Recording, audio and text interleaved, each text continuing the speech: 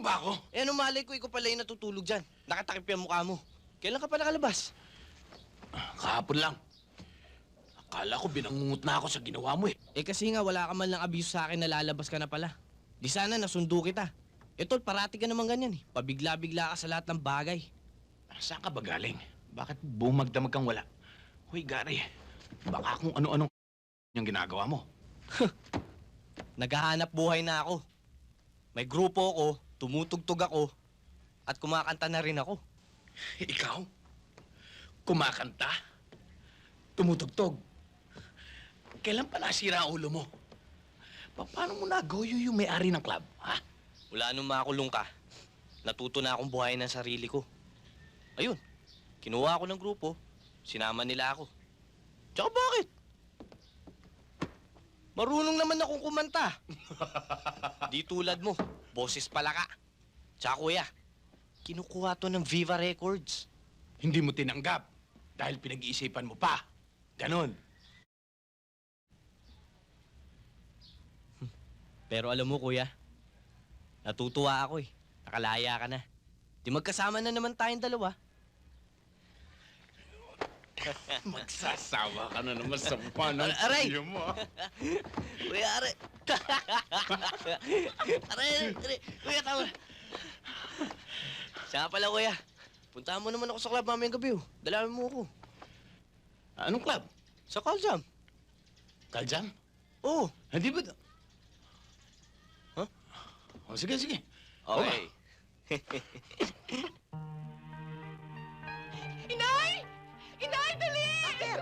Bakit, anak? Nakita mo ba yung kwarto ko? Ang laki-laki, ang ganda-ganda! Alam mo ba, Inay? May kasilyas na hindi na tayo kailang magtabo at mag-igib. Dahil binuksan mo lang yung gripo, may tubig na! Naku, nakita mo itong kusina? Ang lakas ng tubig sa Talaga? gripo, malaki pa! Nakita mo yung kwarto ng kapatid mo? Ang luwag! Ang saya-saya ko, anak!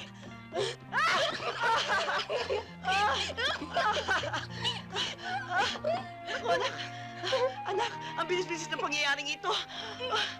Kung kailan lang, masikip at maruming lugar tayo. Pero ngayon, eto na, nasa palasyo tayo. Palasyo, anak! Bilang yan ang darating sa inyo. Isang katutak na bread pan dadaan sa mga kamay nyo. Just leave it to Chito. Leave it to Chito at babaguhin ko ang guhit ng palad mo. Uy, Chito, ano ba talaga ang story at nangyari ito? Alalahanin mo, wala kami babae sa bahay na ito, ha? Yan ang diskarte ni Chito at si Chito lang makakagawa. Siyempre, kung wala yung talent at beauty ni Jessica, wala lahat to. Inay, natuwa po sa akin si Mr. Armand.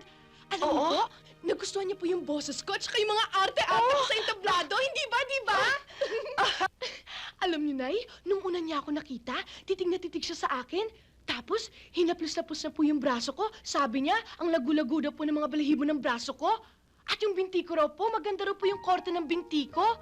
Hinaplos niya rin. Alam mo, Inay, siguro, kung may awa ang Diyos, ito na siguro ang umpisa na pagbabago ng ating buhay. Di ba, Inay? At umpisa lang yan ang pagbabago ng ating future. Ayusin ko muna mga gamit ng bahay nyo dahil nakakaya naman na walang maupuan dito si Chito. Chito, may itatanong sana ako sa'yo. Sure. Alam mo, maligayang anak ko sa mga nangyayaring ito sa buhay namin. Kitang-kita mo naman sa mukha niya eh. Pero, hindi naman kaya mapahamak si Jessica pagdating ng araw? Hindi ko kilala si Arman. Baka sa mga darating na araw eh, Amor, come on. Just leave it to Chito. Have faith in me. Wala kayong dapat ikatakot.